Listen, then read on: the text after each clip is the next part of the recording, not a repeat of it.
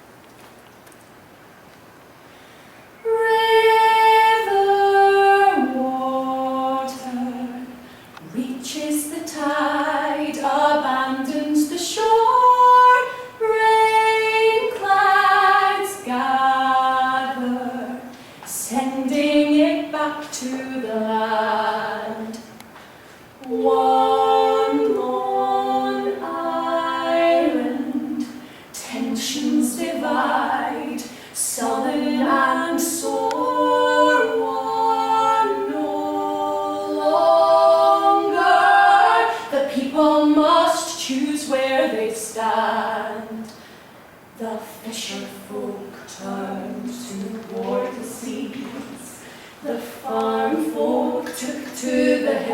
and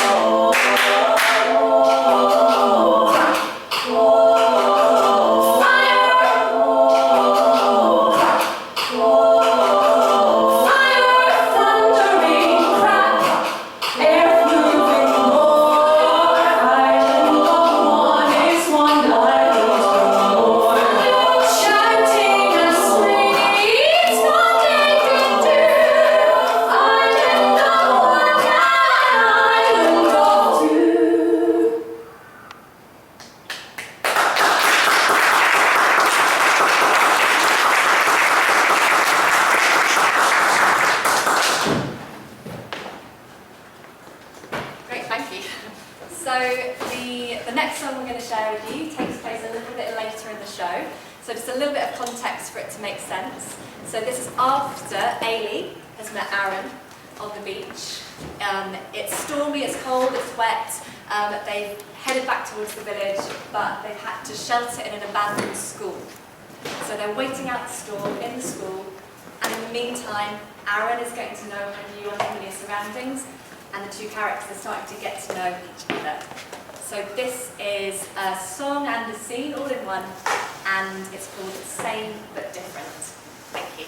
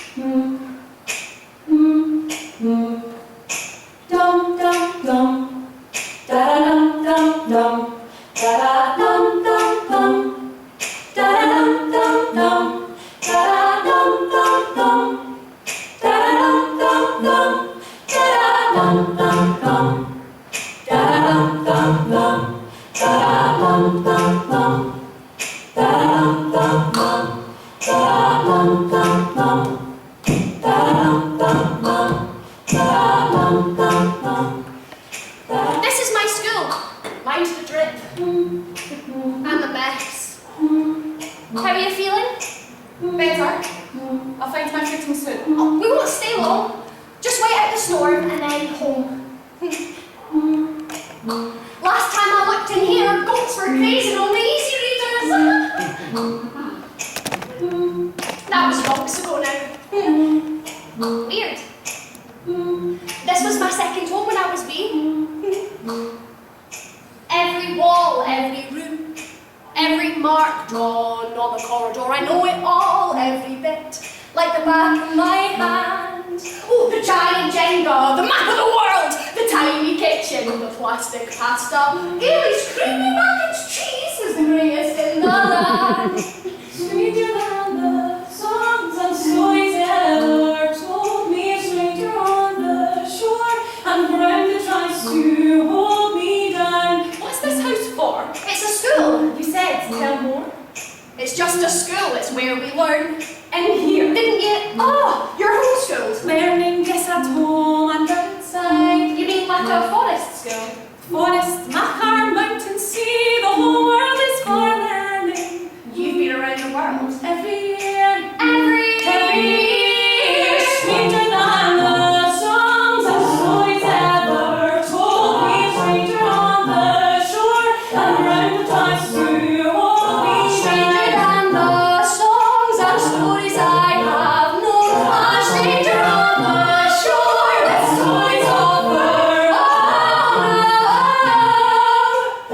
Tell me more, 'cause I want to know.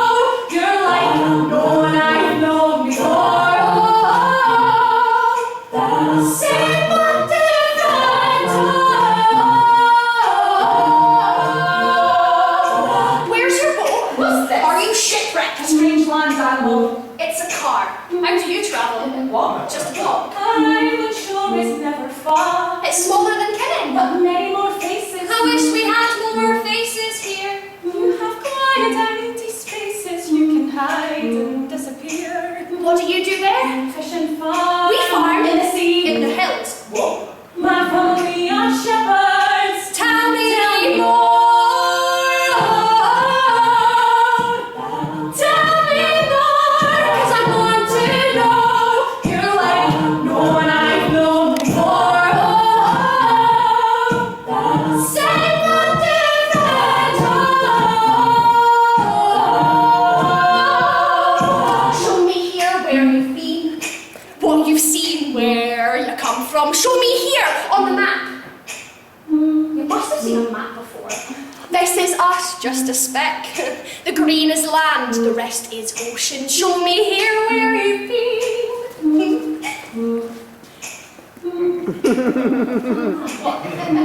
No countries, just the sea. Where were you born then?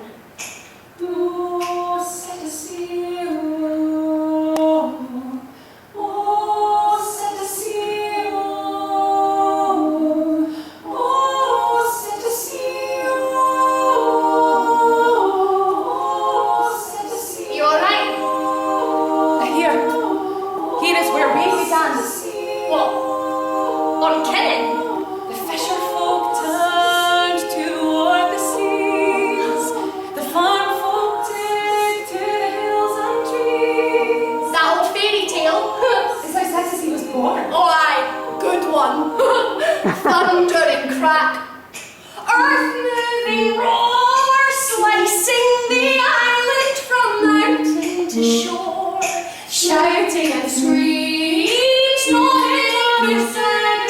Rivers and families broken in two. Your song is wrong. We split the island ourselves. So your island has a different story. Our history? Yes, no fairy story. Why are you doing this? Doing what? This joke, this game, it's not funny. I speak only simple truth. Then where is this SETI sun on the map? Set a sea must follow the migration of whales. We travel with birds and we follow their tails. We hunt the sea together. They guide and we catch. They're our compass, we're their keepers. Islands don't break. You mock me. Islands don't move. Our stars. You're lying. I'm not. Well, then prove it. Thunder and crack. A story. I should have tried. Island of one is one island no more. Is this a big land thing? Or pop over the water, right the village idiots? Now I'm confused. You don't fool me. You are not finfolk. Thin folk. Don't act dumb. Finfolk. From the stories. Mermaid, fairy people. They bob about the sea on a foggy island. Maybe you big landers call them something different. I'm Cetacean. I know nothing of these thin folk. Our island floats and is hidden by mist. That much is accurate. Okay, I think we're done here. Wait, I'm still a bit groused. No, you're not coming with. I've no time for liars. I am not a lie. My island is real. My people are real. So go back to them.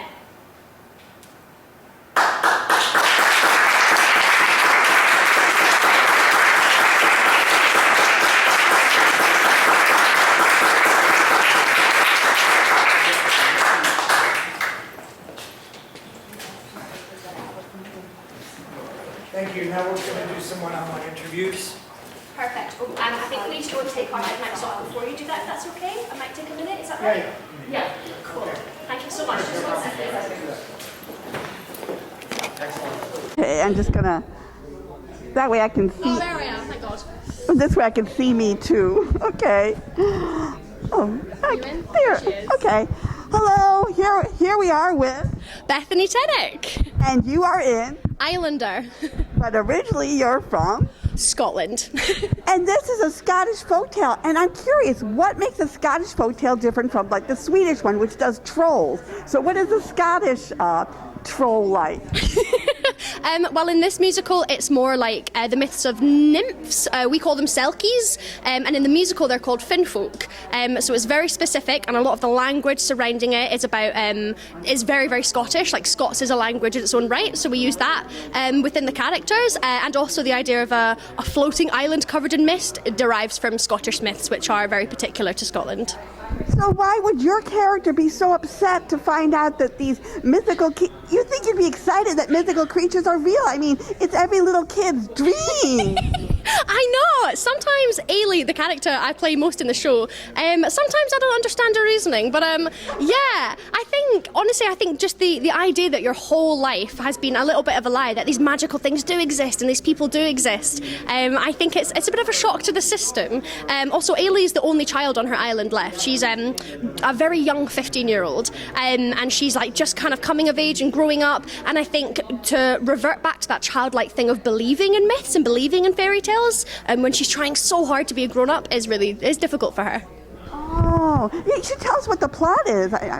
So the plot of Islander. So I play Eilidh, who is the last child left on a depopulating island called Kinnan. Kinnan is a fictional island based on islands off the west coast of Scotland, where we made the show. And the island is trying to vote on whether or not to leave and go to the big land, the mainland. And a mysterious stranger washes up on the beach one day, and which is what Kirsty Findlay plays, Arran. And these two girls kind of meet and they connect, and they throw each other's worlds upside down, and that's all I think I'm allowed to say. I don't want to give too much away. So what do you think people will take away? I mean, this sounds great for teenagers because they're on the cusp, like you say. It's like, you know, you got to leave your childish things behind, but, you know, being a grown-up is scary. Being a grown-up is scary, and I think the themes of the show, like home, family, and there's a bit of a theme of grief and loss as well. Like, I can't give anything away, but I think that for somebody who is coming of age and somebody who is dealing with these new emotions and new feelings for the first time, especially loneliness, I think to see that represented in a really grounded and a lot of the times really funny way, I think is really important. It was originally devised as a family show, so you can bring your family along, but honestly, I think especially for teenagers, I think they'll love it. So, is this your first time in New York? Yes, it is. I arrived last week. It's been crazy so far. Definitely, some bits are exactly like how I pictured it, like Times Square, exactly how I pictured it, and then everywhere else is just a little bit different. So, what are you looking forward to seeing in New York or doing in New York? Gosh, everything. I'm really excited to have my first proper taxi ride. That sounds so cringe, but like I really want to be like, taxi! I also would like to sit on the steps of the Met like they're doing Gossip Girl. And I want to take a carriage ride through Central Park. And that I've got a full bucket list of everything I need to do. Well, look, when I was in London, I couldn't wait to take a taxi because those are such cool taxis. Right, and I was like, I want to do all the touristy things. I mean, we're here for a long time. Like, the show is running for a good few months at least. So I want to do all my touristy things at the beginning and then just become a real New Yorker. Like, I want to explore and I want to go to all the different boroughs and I want to see what all the fuss is about, I guess. Oh, and you were in the Edinburgh Fringe Festival. I was in that in our town back in 1988. Amazing! I'm from Edinburgh actually as well. Yeah, Kirsty's from Glasgow. Oh, I love Edinburgh. I was like you when you were in New York. I was like that in Edinburgh. I had so much fun. It's Edinburgh, especially during the Fringe. It's the most like vibrant, thriving city. It's very New York-esque actually in its atmosphere. I love it. It's my home. Well, this looks fantastic, and I know other people want to talk to you, and I don't want to be greedy, but it was lovely to talk to you. It was so nice to meet you. Thank you so much. Enjoy. I will. Thank you. Thank you.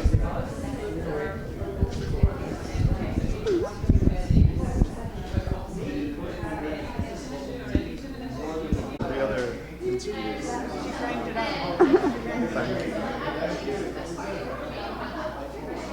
Would you like me to talk to you? Oh, yes. Well, I'm going to flip it over and come around. There, just make sure you stay in the camera. There, okay. Hello, here we are with... Finn Anderson. And you are I'm the composer and lyricist of Islander. So how did you come up with this story? And the music is just gorgeous. Thank you. Yeah, the story came collectively from all of the team that were involved in the show. When we were on the Isle of Mull, we were really inspired by the local community there and also other islands in Scotland. And the musical world is really inspired by Scottish folklore and folk music and folk traditions, and also folk traditions from all over the world, and also the use of live looping. So the idea is that the music is created using just the actors and their voices and their bodies and body percussion and this looping technology, which you watch them live on stage layering up these loops and building up the world of the show using just their voices and this little box. How do you pick, because you compose the music, but they're using their voices. So what sounds do you have that figure out, like, all right, I want you to make this sound so that you get the right kind of harmonies and music that you want coming from this looping thing? Because you're taking different elements, not like an orchestra with the music all there. You're doing it all separately. It's really fun because I guess when you have a full orchestra, you've got all of this potential to... I don't get to compose for a full orchestra very often, but if you do, then you have all of these different possibilities open to you. And when you're presented with such strong limitations, just voices and the effects that the loop station uses, then you have to really think outside the box. So we spent a lot of time in the room trying lots of... There we go. Just make sure you stay in the camera. There you are. Yay! Hello, here we are with... Kersty Fensley. And I don't know how much we're allowed to know about your character, so tell us about your character that's safe to tell us. Okay, so I play multiple characters, but my kind of main character is called Arran. She's from a mythical island, and she washes up on the main island that the show is set on called Kinnan, and she's got a kind of complicated backstory. She's got a lot that she's working through, and she connects with Eilidh, who's the kind of youngest member of the island, and they just connect in a way that helps them work through the problems that they're going through. It's kind of interesting, but you never think about it. But a mythical person doesn't realize they're mythical. They think they're real. Yes, they think so. They are. She is a real character. Like, she does exist in this world, but she's not known anything else apart from her own island. She knows that all the other places exist, but her people keep away from the mainland. So everything's totally new for her, and it's nice to for a character to discover the world that we live in, the way that it is. That's really fun. Why do you think her people stayed where they were and didn't try to move out of it? So I don't want to give too much away. I'm not sure what I'm allowed to ask. So if you can't answer, that's fine. Yeah, so it was so in the very first song that we performed here, it's a kind of origin story. I think the island, there was kind of battling ideas as to whether the island wanted to stay where it was or if it wanted to move around the world, like kind of travel around in the sea. So they decided to split the islands and go their own ways, and it's kind of out of choice, to be honest. Yeah. Yeah, it's sort of they each had a different viewpoint of what they wanted out of life. And rather than fight with each other, the people that wanted to think one way went one way, and the people that wanted to think the other way went the other way. So you didn't have to worry about bipartisanship like you do in America. Yeah, totally. Again, like, because it's an origin story, as it happened in the second song, both islands have got different ideas of what happened because it's in the history. So I guess the version that I just said was what my character believes happened, whereas Bethany's character believes that it was just this kind of geographical incident where the island split in two. So it's just loads of folklore and the idea of nobody quite knows what really happened. It's kind of like a Rashomon situation. A what, sorry? Rashomon. Rashomon. It's a Japanese movie by Kurosawa. It's a Kurosawa movie where they have three different characters telling the same event that happened, but from three different perspectives. Yes, a little bit. And I think generally that's a big theme in our show in terms of connecting with someone who's from a totally different place from you, but being able to connect over, it's a bit of a coming of age story. So because our characters are kind of in their early to late teens, they're working through a lot, growing up, trying to figure out who they are, and finding a kind of unexpected connection from someone who's from a totally different culture from them. So what do you hope people will get from this show? I hope people get the idea of connecting to yourself, connecting to where you're from or where you consider home, and any idea of what that is. It could be about the people who surround you, who you consider home, or the place that you're from. Just a way to kind of experiencing the connection of feeling grounded with where you're from. And also to feel part of the world. And to experience enjoy the kind of fun characters that we play, the music that we do, which is incredible, written by Finn Anderson and Stuart with the book, and the whole concept of it it's just great fun to do, and it's nice when the audience enjoy it. So I hope that they get enjoyment out of it and a good sense of connection. Have you ever been in New York before? I've been here for 2 days because I was doing a show in Connecticut a couple of years ago, so I very quickly ran around the city. So it's nice that I'm going to get time to settle in here. So is it sort of like, because you're from a different world in Scotland and you come to America, so is it sort of like life imitating art? Do you know what? You're right. It is a little bit of life imitating art. It's a whole other thing. I've lived in London for a while. That's my closest kind of thing to New York, just a busy city, because we both live in Glasgow, which is a busy city, but not like here. Nothing like here. So yeah, it's totally, you're right, experiencing a whole new continent, a whole new place, and learning about how the people work here and how they go about their life. What part of London? I used to live in England too. Oh, I used to live in Leighton, so it's like in northeast. I was in Isleworth, Hounslow area. Oh right, oh yeah, I like London. I prefer here. I'm not gonna lie. Like, there's something about London that's I found quite difficult to live there. Everyone's moving really, really quickly, and they're always trying to get to work. And Glasgow's a little bit more on the back foot, and it feels like at the minute New York can be sometimes as well. Yeah, I mean, when I lived in London, it was in the 70s, so it was much nicer. It was before Margaret Thatcher. That's how long ago it was. Okay. Yes. And I was in the Edinburgh Fringe Festival back in '88 for our town. Don't you love the Edinburgh Fringe Festival? We were so excited to bring this show to the Fringe. It's just, we had to cut it, so the show's like an hour and a half, but we had to cut it to an hour length because that's the standard Fringe length show. But we were so excited to bring it here because it's got such an international pool of audience members and a lot of Scottish people that come to see it as well. So it went down really well and we had such a great time. We were in like a tent and at the Fringe and it was just great. I had the best time there. So this will knock Brigadoon off the map. Sorry? This will knock Brigadoon off the map. Oh, we hope not. We hope it continues. I think the way that it's been written so beautifully that I think the themes of it will always be relevant to anybody who sees it, because there's not. And also, we're actually Scottish. We're not pretending to do Scottish accents like some of the actors in Brigadoon. So hopefully they'll see our authenticity. Oh, well, actually, if you're from Paisley, you know Paisley. Yeah. Paisley, you can't understand at all. So. Well, Bethany's fiance is actually from Paisley. Oh my gosh. When I lived in London, my friends had a friend from Paisley. I could never understand a word he said. Well, I'm from just outside Glasgow, so a lot of people say that to me as well. So I'm having to speak properly when I'm here because everybody says we speak really fast, but I don't know. I'm trying to slow it down a bit, chill out.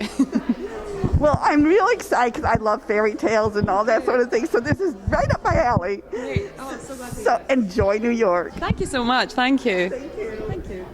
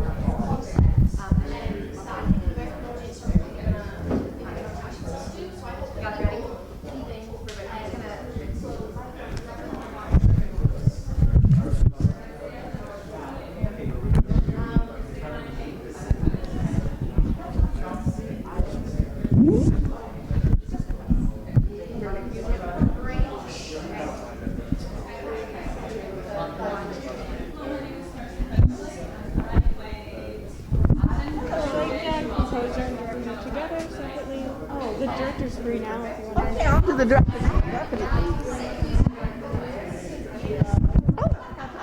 Oh, it's still recording. Okay. Oh, gosh, no. But I'm going to sign on. For safety's sake. Make sure I can see myself. Am I looking at you? Yeah, well, you can look at the camera.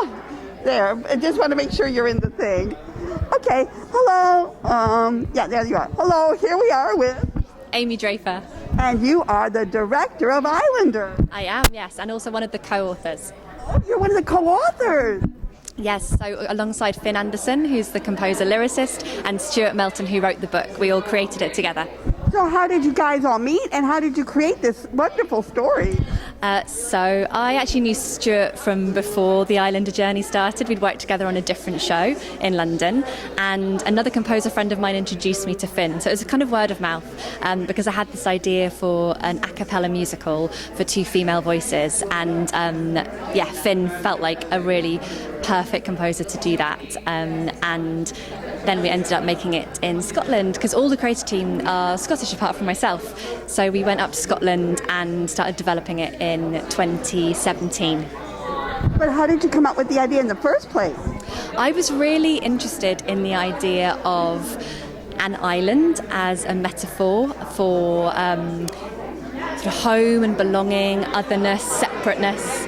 And I wanted to tell the story of an island where there was only one young person left on it, and what that meant in terms of their coming of age and what their prospects were in a world that at the time felt like quite fragmented.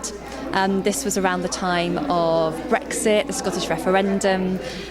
This is not a show about those things, but obviously the climate in which we were making it informed it. So it felt like a time when there was a lot of divisiveness. And so a show about somebody who needs to work out who they are, where they're from, and is helped to do so by an other, a person from somewhere different, felt potentially quite profound. And I was also really excited about the prospect of a musical for just 2 female voices. And then Finn brought in the idea of the loop stations, and it went from there. And also, wasn't Scotland trying to break free and be an independent country at this time too? Yes, it was at the time as well. So there was, all the conversations we were having societally at that time were about, do we stay or do we go? Us and them, and not just in Britain, but I think globally. And what's interesting is that as the show's developed over the years, there's been various different world events that have spoken to it differently. So the pandemic, obviously, has been a huge thing in the last couple of years, and the show is obviously not about that, but it is about disconnection and separateness. And now, of course, we've got the climate crisis. That's not a new thing, evidently, but that's really bubbling to the surface in terms of what we're talking about in the press. And actually, there's a lot of environmental themes in the show as well. So I'm really curious to see what audiences latch onto here in New York, like what resonates now. And of course, with the crisis in Ukraine as well, what's going to talk to Islander this time. And how did you discover the Scottish fairy tales to incorporate into it? Sorry, I didn't hear the last bit. The Scottish fairy tales. How did you figure out how to incorporate? Did you know about the Scottish fairy tales? The nymphs or the Selkies or... I knew a little bit. So I'm from Bristol, not from Scotland, but everybody else is from Scotland. And Finn has a huge repertoire of knowledge and understanding and love for Scottish folklore and myths, as does Stuart, and a huge understanding of Scottish folk music. So they brought that specific knowledge in, and I just brought to it a love of storytelling and the imagination and other myths and legends from all over the world. And we had a huge development process about how to combine the mythical with the very prosaic. So an island where people are deciding whether to stay or to leave because there's no jobs, the economy's not working. So how we mix those two things was a really interesting part of the discovery. Oh, it sounds like you're mixing it together. Also, you personally mix too. Yes, yeah, absolutely.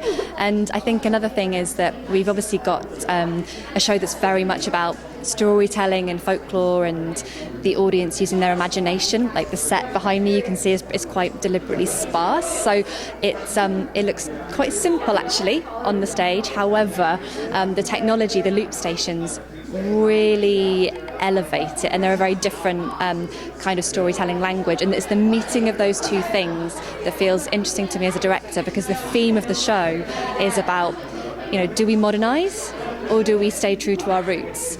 And the technology really talks to the storytelling in quite an interesting dramaturgical way as well, I think.